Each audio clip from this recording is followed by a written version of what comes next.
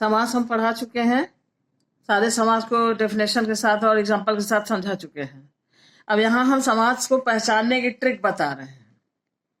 जितने समास है उसको पहचानेंगे कैसे, तो समझाने के साथ बहुत ढेर ज्यादा उदाहरण लिए थे।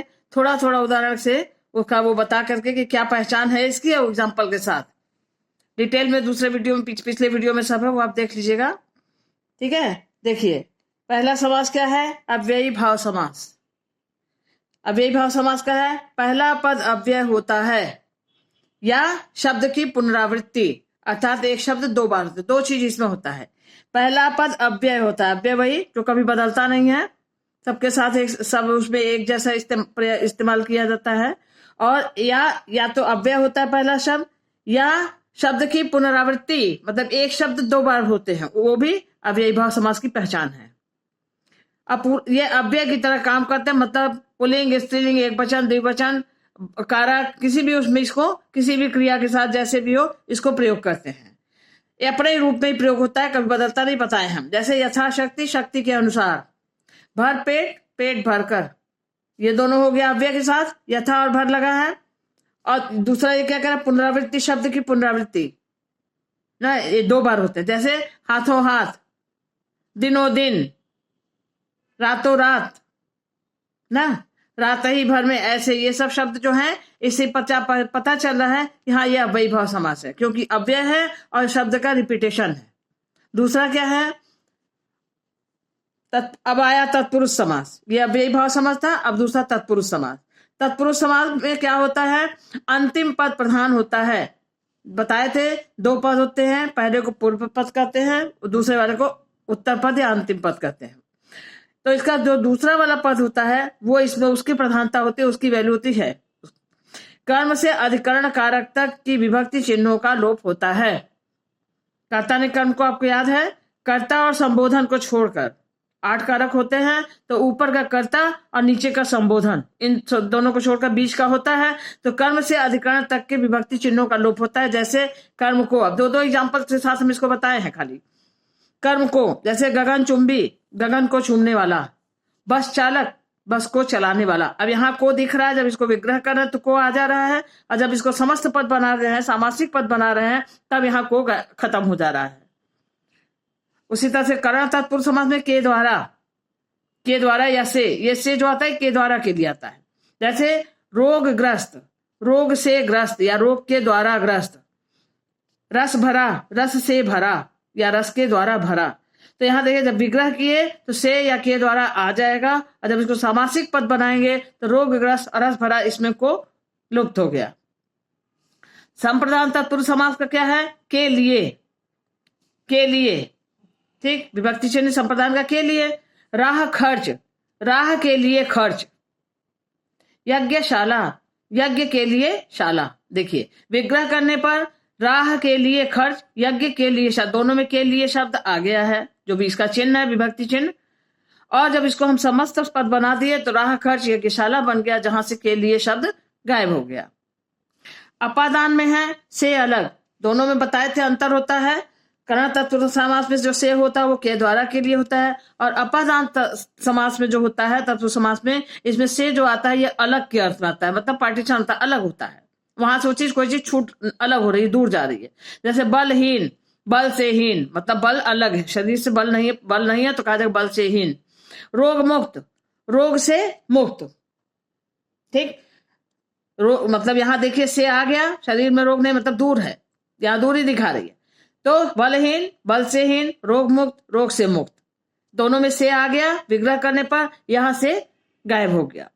देखिए तो यदि हम यहाँ करण तत्पुरुष रोगग्रस्त बताए थे, रोग के द्वारा ग्रस्त, ठीक है, यहाँ से का के द्वारा था, वही चीज यहाँ दिखा दिए, रोग मुक्त, मतलब रोग से मुक्त, रोग निकल गया शरीर से, ठीक। संबंध तत्पुरुष समास का क्या है, का की के, ये चिन्ह है। श्रम दान, श्रम का दान ना, जब श्रम दान कर दिए तो का गायब हो गया, और जब अलग करेंगे तो का आ जाएगा, विभक्ति चिन्ह। उसी तरह से राजपुत्र, राजा का पुत्र, विग्रह करने पर का दिख रहा है, और जब समस्त पद बना दे रहे तो राजपुत्र हो जा रहा है। उसी तरह से गंगा जल, जब विग्रह करेंगे तो गंगा का जल हो जाएगा, लेकिन जब इसका समस्त पद बना दे रहे हैं तो का गायब हो जा रहा है, का लुप्त हो जा रहा है, विभक्ति लुप्त हो रही है। अगला है अधिकरण तत्पुरुष समास। अधिकरण तत्पुरुष समास का क्या है? में और पर, आधार किसी चीज का, में और पर, ये दो चिन्ह है इसके। शरणागत, शरण में आगत। वृक्षारूढ़, वृक्ष पर आरूढ़।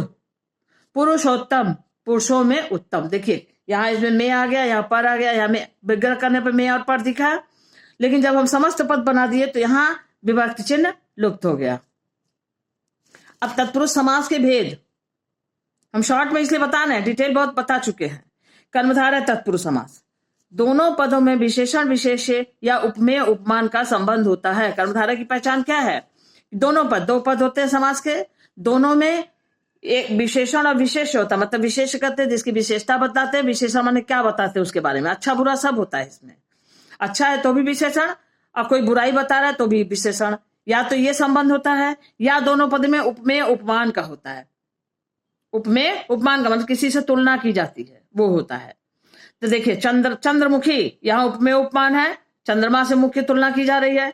कमल नयन, कमल मतलब नयन इतने सुंदर है कि कमल से तुलना की जा रही है। ठीक, अब विशेषण विशेष का उदाहरण भी देखिए। नील कमल, नीला है जो कमल, कमल की विशेषता है कि कमल नीला है।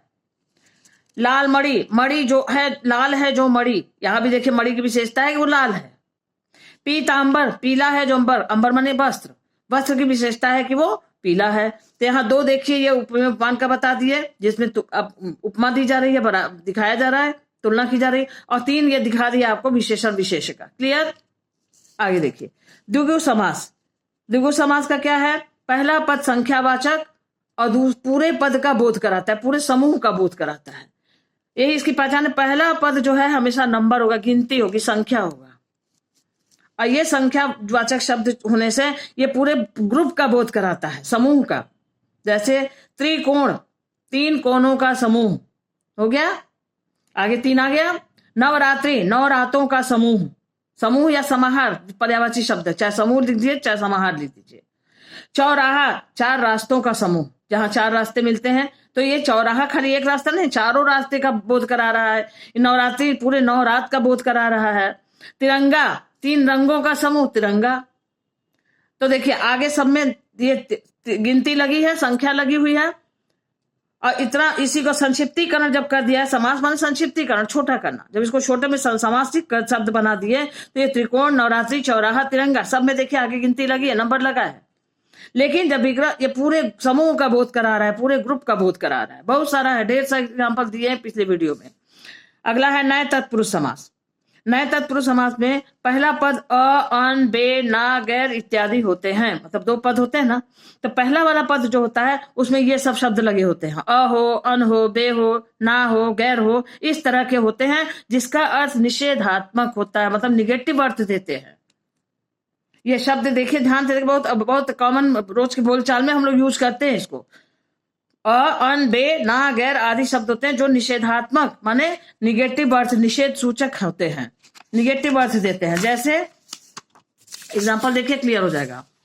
अधर्म, अ लगा है ना, जो धर्म ना हो। अप्रिय, जो प्रिय ना हो, न प्रिय। अनुपस्थित, अन भी था ना, अन प्लस उपस्थित करने तो अनुपस्थित हो जाएगा संधि से। अनुपस्थित, अन लगा है, जो उपस्थित ना हो। गैर हाजिर, जो हाजिर ना हो ना। बेहिसाब, जिसका कोई हिसाब ना हो। और बे मतलब, ये दोनों बे का उदाहरण है। बेहिसाब, बे मतलब, आगे बे लगा है, मतलब कि निगेटिव अर्थ दे रहा है, जिसका कोई मतलब ना हो। नए का मतलब निगेटिव, तो आगे ये शब्द लगे रहते हैं, इसका अर्थ होता है कि निषेधात्मक है, निगेटिव अर्थ दे रहा है। ये इसकी पहचान है। अगला देखिए बहुब्रीहि समास।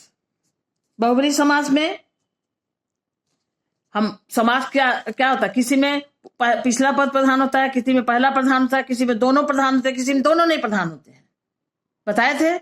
उसी आधार पे समास के भेद होते हैं। अब बहुब्रीहि समास में क्या है, दोनों पदों की प्रधानता न होकर किसी तीसरे पद की ओर संकेत करता है।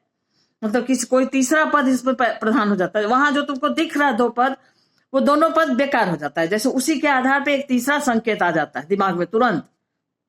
कैसे, ध्यान से देखिए। दोनों पदों की प्रधानता न होकर किसी तीसरे पद की ओर संकेत करे, अर्थात कोई तीसरा पद प्रधान हो जाता है। तीसरे पद की ओर कैसे संकेत करा, देखिए उदाहरण देखिए। लंबोदर, लंबा है उधर जिसका, तो यह लंबोदर में न तो लंबा और उधर दो चीज दिख रहा है, लेकिन लंबोदर कहते ही मेरे दिमाग में गणेश जी कैसे आ जाते हैं। तीसरा पद आया दशानन, 10 है आनन, आनन माने सिर, 10 है आनन जिसके, रावण कैसे आ गया दिमाग में। तीसरा पद आया चक्रपाणी, चक्र है पाणी माने हाथ में जिसके, विष्णु जी आ गए। और नीलकंठ, नीला है कंठ जिसका, शिव आ गए, शंकर जी आ गए। बहुत सारे उदाहरण है इसके। तो देखिए यहां तो कहीं आपको नहीं दिख रहा है गणेश और दशानन और विष्णु और शिव जी, कहीं नहीं दिख रहा है शब्द में ना। जब इसका विग्रह कर रहे हैं तो विग्रह करने पर ये तीसरा पद प्रधान आ जा रहा है सामने आपके, यही है बहुब्री समास। दोनों पद, दो पद होते हैं, दोनों नहीं प्रधान होते, कोई तीसरे पद की तरफ यहां संकेत करता है। ये बहुब्री समास की पहचान है। उसके बाद द्वंद्व समास, द्वंद्व समास में दोनों ही पद प्रधान होते हैं, मतलब इसमें था दोनों प्रधान नहीं होते, कोई तीसरा होता है। और द्वंद्व समास में दोनों पद प्रधान होते हैं और विग्रह करने पर योजक चिन्ह लगते हैं या अव्यय शब्द लगते हैं। योजक चिन्ह क्या है, ये छोटा सा जो डॉट लगता है ना, ये योजक चिन्ह होता है। तो इसमें दो पद होते हैं, दोनों की प्रधानता होती है, दोनों की वैल्यू पूरी होती है समान। लेकिन जब अलग करते हैं, समास विग्रह करते हैं, तो क्या होता है कि दोनों को अलग करते हैं और इसमें बीच में अव्यय शब्द लगा देते हैं या योजक चिन्ह लगा देते हैं डॉट करके। अप्रधानता दोनों की होती है। अब बाद वाला जो होता है पद, उसी के आधार पर उसका लिंग समझा जाता है, पुल्लिंग है कि स्त्रीलिंग है। बाद में अगर पुल्लिंग है तो पुल्लिंग समझा जाता है, अगर स्त्रीलिंग बाद में हो गया तो स्त्रीलिंग समझा जाएगा पूरे शब्द को। देखिए धर्माधर्म, अच्छा एक चीज और है, ये परस्पर विलोम भी हो सकते हैं, ये भी कह रहा, मतलब वो शब्द जो है वो अलग करेंगे तो ये लगाएंगे, तो इसमें विलोम, परस्पर आपस में विलोम शब्द भी हो सकते हैं, ये भी इसमें आता है। जैसे धर्माधर्म, धर्म और अधर्म, धर्म और अधर्म। माता पिता, माता और पिता। पाप पुण्य, पाप और पुण्य। रात दिन, रात और दिन। राधा कृष्ण, राधा और कृष्ण। देखिए ये दो जो है ये विलोम का उदाहरण है, कहे ना विलोम भी हो सकता है, पाप पुण्य और रात दिन। धर्म अधर्म ये भी विलोम है। तो ऐसे शब्द होते हैं या कोई शब्द ऐसे होते हैं जिनको इसको सबको हमको एक अव्यय शब्द या योजक चिन्ह लगा के करना होगा विग्रह में, यही इसकी पहचान है। इसमें या भी लिख सकते हो, और भी लिख सकते हो, अथवा भी लिख सकते हो, तथा भी लिख सकते हो, जो यहां सेट बैठे अलग करने में आप उसको वहां लगा दोगे, सही हो जाएगा। ये इसकी पहचान है कि तीसरा शब्द बीच में अव्यय शब्द आ जाता है, दोनों को अलग करते हैं। और जब समासिक शब्द बनाते हैं तो बीच का अव्यय इसको हटा देते हैं, जोड़ करके यहां लिख देते हैं जैसे ये लिखा है। ठीक है, अब यही है, इसको ध्यान से समझ ले, कोई दिक्कत नहीं होगी। अच्छा एक चीज और जो हम पिछली बार भी पढ़ाने में बताए हैं आपको, कि द्वंद्व और द्विगु, ये दो समास में सबको बहुत मतलब कंफ्यूजन होता है, क्योंकि दोनों का जो है द से नाम है, दोनों में लगा है ना। तो दोनों में क्या है कि इस पहचान इसकी ये बना ले कि द्वंद्व मतलब होता है लड़ाई, हम अपने मन से बनाए ये पहचान। ठीक है, अक्सर कंफ्यूज हो जाता था, तो ये कंफ्यूज बचपन में जैसे स्टार्टिंग में जब लोग पढ़ते हैं तो कंफ्यूजन होता है। तो द्वंद्व मतलब क्या होता है, मनगढ़ंत है पहचान।